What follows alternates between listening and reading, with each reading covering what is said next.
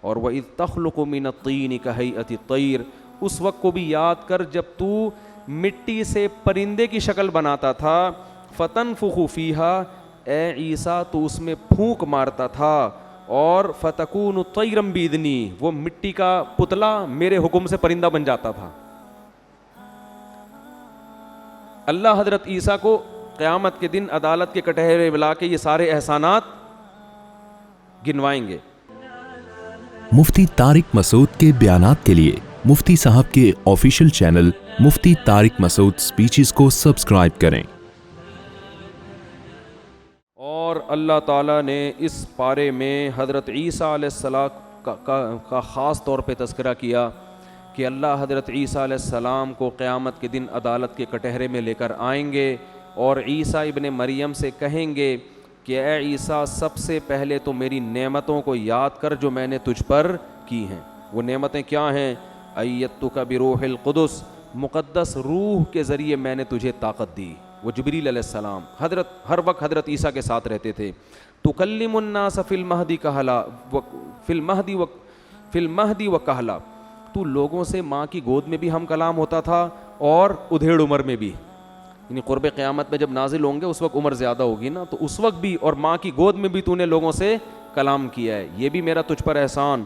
وَإِذْ عَلَّمْتُكَ الْكِتَابَ وَالْحِكْمَةَ، میں نے تجھے کتاب کا علم بھی دیا، حکمت کا علم بھی دیا، تورات کا علم بھی دیا، والانجیل، اور انجیل کا علم بھی دیا، اور وَإِذْ تَخْلُقُ مِنَ الطِّينِ كَهَيْئَةِ الطَّيْرِ، اس وقت کو بھی یاد کر جب تو مٹی سے پرندے کی شکل بناتا تھا، فَتَنْفُخُ فِيهَا، اے عیسیٰ تو اس میں پھونک مارتا تھا، اور فَتَكُونُ طَيْرًا بِإِذْنِي، وہ مٹی کا پتلا میرے حکم سے پرندہ بن جاتا تھا۔ اللہ حضرت عیسیٰ کو قیامت کے دن عدالت کے کٹہرے بلا کے یہ سارے احسانات گنوائیں گے۔ پھر کیا؟ وَتُبْرِئُ الْأَكْمَحَ وَالْأَبْرَصَ بِإِذْنِي، اے عیسیٰ پیدائشی نابینے کی آنکھ پہ تو ہاتھ رکھتا تھا، اس کی بینائی لوٹ آتی تھی۔ جو برس کا مریض نہیں ہوتا، سفید داغ جسم میں پڑ جاتے ہیں، تو اس پہ پھونک لگاتا تھا اور اس کو شفا مل جاتی تھی۔ وَإِذْ تُخْرِجُ الْمَوْتَى بِإِذْنِي، سب سے بڑا معجزہ، مردے کو کہتا تھا قم بِإِذْنِ اللَّهِ، اللہ کے حکم سے کھڑا ہو جا، اور مردہ زندہ ہو کے کھڑا ہو جا۔ تبھی تو عیسائیوں نے حضرت عیسیٰ کو خدا بنا لیا کہ بھئی یہ تو وہی کام کر رہے ہیں جو کون کرتا ہے؟ خدا۔ لیکن قرآن کہہ رہے یہ عیسیٰ نہیں کر رہے تھے، عیسیٰ کے ہاتھ پہ کون کر رہا تھا؟ میں کر رہا تھا۔ تو اللہ عیسیٰ علیہ السلام پر اپنے احسانات گنوائیں گے کہ یہ تو میں تیرے ہاتھ پہ یہ سب کچھ کر رہا تھا۔ اذ اوحیت الی الحواریین، اے عیسیٰ سب لوگوں نے تیری مخالفت کی مگر میں نے حواریوں کے دل میں وحی کر دی کہ وہ تیرا ساتھ دیں، تجھے تنہا نہ چھوڑیں۔ تجھے ماننے والے بھی بہت تھے، اور جو عیسائی تھے اس وقت کے، انہوں نے حضرت عیسیٰ سے ایک مطالبہ کیا کہ اللہ سے کہیں کہ آسمان سے ہمارے لیے ایک دسترخوان اتاریں، کھانا پینا ہو اس میں۔ حضرت عیسیٰ علیہ السلام نے فرمایا اللہ سے ڈرو، تم کیسا بےہودہ مطالبہ کر رہے ہو؟ تو وہ کہنے لگے کہ ہم یہ چاہتے ہیں کہ ہمیں آپ کی نبوت پہ اور اطمینان ہو جائے۔ تو حضرت عیسیٰ نے اللہ سے دعا مانگی۔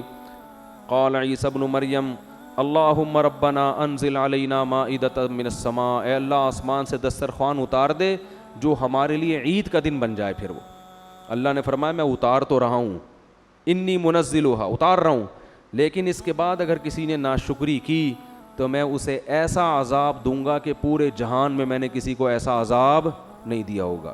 اب آگے قرآن بھی خاموش ہے، سیرتیں تاریخ بھی خاموش ہے کہ وہ دسترخوان پھر اترا یا نہیں اترا، یا عیسائیوں نے کہہ دیا نہیں ہمیں نہیں چاہیے بھائی، ٹھیک ہے نا، ہم سے کوئی ناشکری ہو جائے گی عذاب آ جائے گا۔ اب یہ اللہ ہی بہتر جانتا ہے۔ اللہ نے سورہ مائدہ کے آخر میں پھر حضرت عیسیٰ علیہ السلام سے فرمایا کہ اے عیسیٰ جب عدالت کے کٹہرے میں اللہ لائیں گے نا حضرت عیسیٰ کو، تو اللہ کہیں گے یہ میرے تجھ پر احسان تھے، اور اب تو بتا اَأَنْتَ قُلْتَ لِلنَّاسِ، کیا تو نے لوگوں کو یہ بتایا تھا اتخذونی و امی الہین من دون اللہ، کہ اللہ کو چھوڑ کر مجھے اور میری ماں کو معبود بنا لو؟ کیا تو نے لوگوں کو یہ کہا تھا؟ میرے تو اتنے احسانات تھے آپ کے اوپر، تو آپ نے کیا لوگوں کو یہ کہا تھا کہ مجھے اپنا بیٹا بنا لینا اور میری ماں کو بھی ایک اللہ کے ساتھ شریک کر لینا؟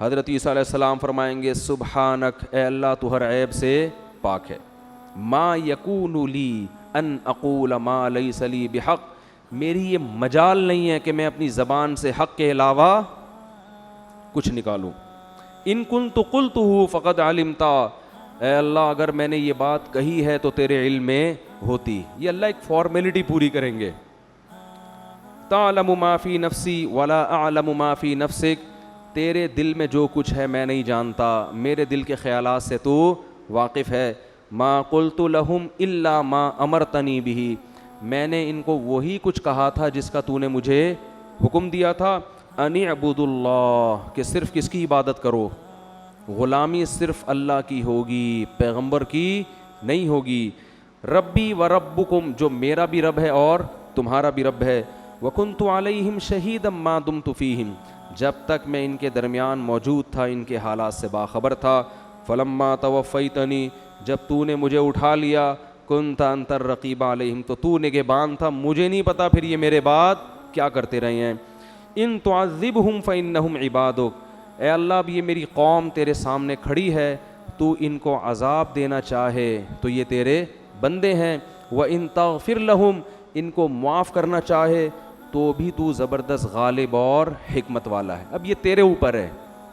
تو قرآن کہتا ہے جب حضرت عیسیٰ اپنی براءت کا اعلان کریں گے تو اللہ فرمائیں گے ھذا یوم ینفع الصادقین صدقہم، آج کے دن سچے لوگوں کو ان کا سچ فائدہ پہنچائے گا۔ تو اس طرح اللہ حضرت عیسیٰ علیہ السلام کو اس الزام سے بری کر دیں گے جو آج عیسائی کس پہ لگاتے ہیں، حضرت عیسیٰ۔ یہی کام آج مسلم امہ میں بھی ایک بہت بڑا طبقہ کس پر کر رہا ہے، نبی صلی اللہ علیہ وسلم کے بارے میں۔ آپ صلی اللہ علیہ وسلم کو مشکل کشا بنا دیا، آپ صلی اللہ علیہ وسلم کو حاجت روا بنا دیا، آپ کو بشریت سے باہر نکال دیا، آپ کو ایسا بنا دیا کہ اللہ اس کے رسول میں کوئی فرق چھوڑا ہی نہیں ہے، سارے اختیارات مختار کل بھی ہیں، مشکل کشا بھی ہیں۔ تو یاد رکھو یہی براءت جیسے حضرت عیسیٰ عیسائیوں سے کریں گے نا، ایسے بدعتیوں سے نبی صلی اللہ علیہ وسلم بھی قیامت کے دن براءت کا اعلان، براءت کا مطلب ہوتا ہے بری ذمہ، بھائی میں نے ان کو ایسی بات کی تبلیغ نہیں کی تھی۔ اور آگے سورہ انعام میں آ رہا ہے کہ غیب کا علم اللہ کے سوا کسی کے پاس نہیں ہے، تو یہ صورت اس پہ ختم ہوتی ہے۔